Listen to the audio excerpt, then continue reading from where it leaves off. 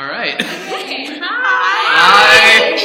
Should we go into Yeah, let's start with Ashley. My name is Ashley Tang, and I'm applying for SLA in the freshman dorms. I'll go next. My name is Jon-Andrew Auger-Andrews, and I'm applying for freshman and sophomore housing. My name is Katie White, and I'm applying for a freshman SLA position. My name is Olivia Le Sage, and I'm applying for the SLA for the sophomore dorms. And I'm Natalie Freeman, and I'm applying to be an SLA in the freshman houses. All right, let's look at the scenario. All right, you're an SLA that always goes above and beyond for your residents. You take your job very seriously, and it's your bread and butter to have spiritual growth conversations with your residents. You even have 2 Club Convo weekly Bible studies so that everyone can come.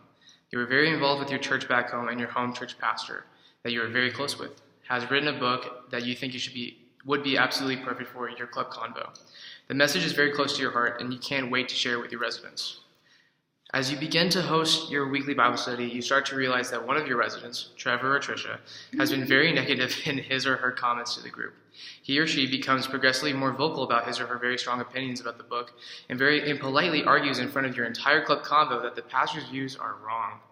Trevor or Tricia explains that he is a different denomination than the pastor, and that after doing some research, this pastor is openly against his denomination. Trevor or Tricia argues that he or she shouldn't have to be taught the doctrine of someone he or she openly disagrees with. How do you handle this? On top of that, because Trevor Trish is one of the most strongly opinionated residents you have, Trevor/Trisha's opinions are always heard in the hall. As a result, you have had to have conversations with other residents in the hall who are explaining that Trevor/Trisha's viewpoints have gotten them to think about their faith in a way that is making them question everything, because Trevor or Tricia was not raised how they were raised.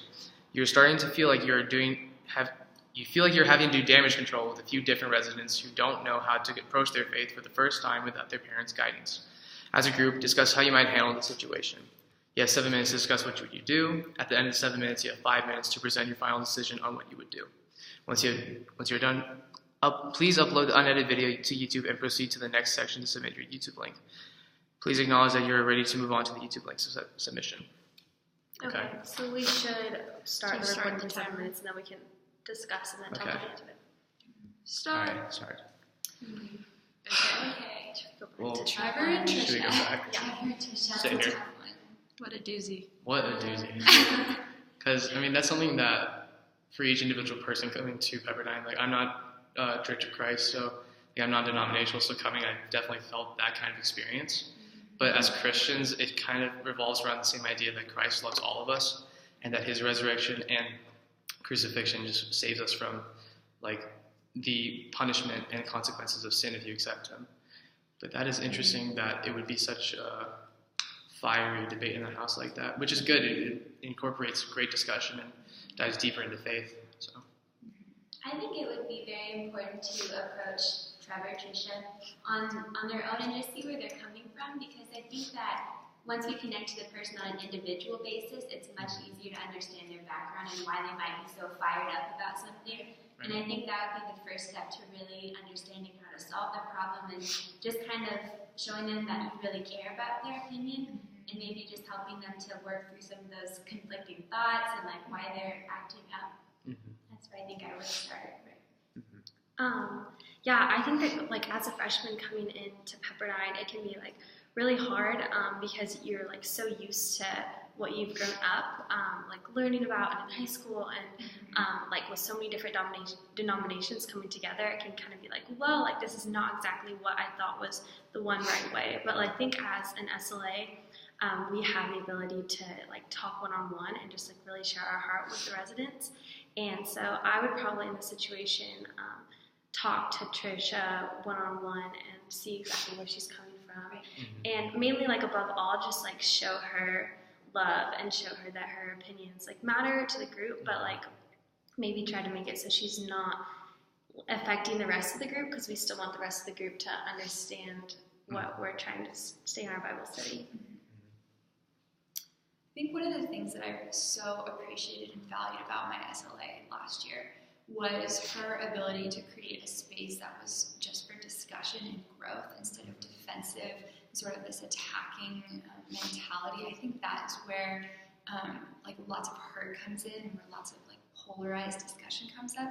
So I agree with Ozzy and Katie that like talking to Trisha on an individual level is really important, but it's also important to establish at the beginning of the Bible study that that this is an open space for discussion and nobody is wanting to be offensive or hurt. Like this is just to like learn and grow. So I think like an individual discussion is important, but also as a group, I think that's important too.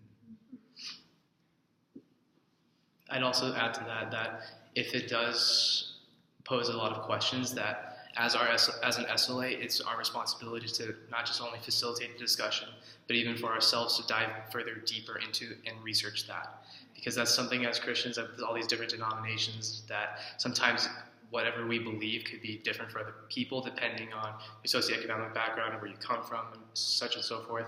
So I think it's very crucial, like my colleagues here have mentioned in this video, to understand where Trevor/Trisha or Trish is coming from, and most importantly, as a house too, because we are part of HRL, that we need to, even if it becomes a problem, address it and have kind of a very informal/formal, whatever need be, whatever's the comfortability of the house, just to come together as, if I'm reading this right, a very committed Bible group following that we have in our house, and just have an open faith discussion about it, because at the end of the day, like the whole world's not Christian. And nobody's going to believe exactly what the next person is going to believe. But rather, if we come together and find some common ground, then that will lead to some great discussions and diving deeper into faith. And even just finding more about yourself, which is such a problem being a freshman or sophomore or junior in college, where you have to find your identity and what you truly believe in, being independent from your parents. Mm-hmm. So, especially if you don't come from a Christian family like me. So. What do you guys think we should do about the residents that are being like kind of unsettled by this like really passionate discussion? Like they're not really sure what to do about this. Like they're being challenged greatly. What do you think we should do about that? Because that's another like we have to think about who's being affected by Trisha and Trevor. I think it's good that there is like there's like discussion being brought up about this, because if Trisha is like being vocal and at least has opinions, like at least she's like thinking and like processing it, because that's really important. Is it still working? No, we're good. Yeah, so I think like discussion is really important, and that's good. But we should definitely make sure that her opinions are not negatively affecting the rest of the group. Right, because that's when it becomes a problem, right? Yeah. You can like have your own thoughts and beliefs. Which is a good thing. Others, that's when it's a problem. Mm-hmm. Or just in like overtly offends people. That's something that just like it steps on other people's beliefs, or even just sensitivity wise, like something that our responsibility also is just to respect each other.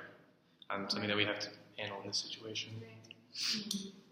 I think it definitely is important to make sure that in the Bible study as a group that you make it clear that just because we disagree doesn't mean it has to be like hateful words thrown at each other, right? I think to put it on that platform of, hey, it's okay that we all have such different views. Yeah. And it's okay to disagree. Right. It just doesn't mean that we have to be unkind towards each other. And I think it'd be important to set the stage for that, just so the people who are uncomfortable with like, oh my gosh, we're disagreeing, this means like we can't love each other anymore. Yeah. Exactly. That's not what we want. It's important to make sure everybody's clear on that. Right. Yeah, and we if we had a position in HRL, we're going to have residents that don't always agree and don't agree with what we are trying to convey to our residents too. So we need to make sure that we understand that, and like above all else, we're just loving on them and letting them all know that we care about them so much, regardless of what their denomination is or what they're thinking about, what we're preaching. Right, because at the end of the day, it's about their spiritual life, making sure that they have a good relationship with God, or if they're trying to find that relationship with God, we facilitate that, as well as if they don't know God, then we just introduce them to God, and we don't shove it down their throats. We just present what it is and see what they do. Has been 7 minutes yet? Yeah. Oh, wow. Here we go. So what are we doing? So now we have... Wait. We don't have a conclusion. What is our consensus? So we discuss it. So now we have So we talk. So what do we... our final decision. Okay. First, we discuss with the individual person. And well, okay. So do we start with the group though, like at the very beginning? Oh, So I like think- before everything. Yeah, before, I mean, obviously we'd like to prevent this issue before it becomes an issue, but we Right. can't prevent it at this point. So, But I would agree with Ozzy though. If you went to the person personally and individually, then rather than as a group having the focus on one person, Yeah. you know what I'm saying? Like it would be kind of like, point them yeah, out. exactly, Yeah. ostracizing them in that kind of way. yes. So- So you talk to them in private first and then readdress the group and like establish ground rules after that, like after you've already talked about that person, so he or she doesn't feel like kind of attacked, like kind of subtweeted from you. So, I think that I would like first focus on the group, and then maybe make a comment like, "Hey, like let's meet after," or like try to be intentional with my time with her later and make sure like I'm trying to grab coffee with her, or just like meeting with her one-on-ones and setting that up. But first off, make sure that the group of my Bible study is still flowing well, and Right. Yeah. instead of just like focusing on her right away. Oh, go ahead. No, you Okay, I think the point about making time with her one-on-one is super important because it's clear that she needs to be heard. Yeah. So if you know that you are like confident about these certain things and you can handle this sort of discussion, that like opens up a door for her to get these things like out of her mind. I think that's a great idea for sure. Yeah. Yeah. so just bottom line. So we would, Spirits. so again, we would So we talk talk to the person to individually. Trevor / Trisha, Or whatever Trish. their name is. On an individual basis. On an Yes. individual And basis. set up time to meet with them Mhm. another time just to discuss like the content of it or of the disagreement, Mhm. and then the next week address the group and establish ground rules as this is a place for discussion. This isn't personal attacks, and it's okay if we disagree. We can still love each other. Mhm. Do you think anything else needs to I happen think after that? Maybe another thing, like if we felt like Trisha was if she like felt really strongly that what we were trying to like do to lead the Bible study wasn't working, maybe it wasn't working for more of our residents too. Right. So maybe look into something that could be more applicable and more relatable, Right. and just something that really gets to more of our residents if what we're doing isn't working. Like to re-gauge this. Yeah, and just Yeah. Sorry about that. It keeps locking. I should address that. But no, I agree with both points. So individually, address the group, lay down common ground that it's a safe environment, that we all have our different opinions. At the end of the day, we just all love God, or we're looking for God. And in the case of Trevor, Trisha, or Trish, it comes down to just being together and just honestly just diving more deeper into our relationship with Christ and seeing where it takes us. All right. How do I feel about this? Can we address that last bit? Where? You were starting to feel like you have to Oh. be able to control with a few different residents who don't know how to approach their faith for the first time without their parents' guidance. That could be interesting. I mean, I think one of the biggest things that when I was a freshman is that my SLA would invite me to all these different spiritual like gatherings. It wouldn't be like practices or whatnot. It would just be like, let's go to the well, let's go to University Church, let's go to the gathering, let's go to these different denominations of churches and see what you like. We did like church shopping is what we call it in my hometown. And even then, it would just be like, hey, how you feeling today? Or what's going on?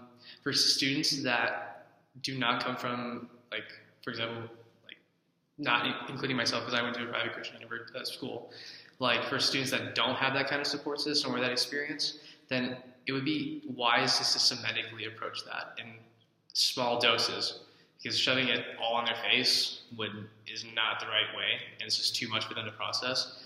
And just, I recommend taking it day by day, get coffee, talk about their faith, or go to church, or see what they think about Convo, and all these other different convocation events, and really support those and advertise those to them. Because it's the best fit for anybody. There's always something on campus to do. Yeah. So, yeah. Oh, and get rooted in a church or a community. Sorry, I just want to point that out. All right, anything else? I think that was... Yeah, that's overtime. Okay. All right. All So right. Thank you. thank you. Thank you. Hope to hear from you guys soon. Yeah. Good night. Next. I should pause this video.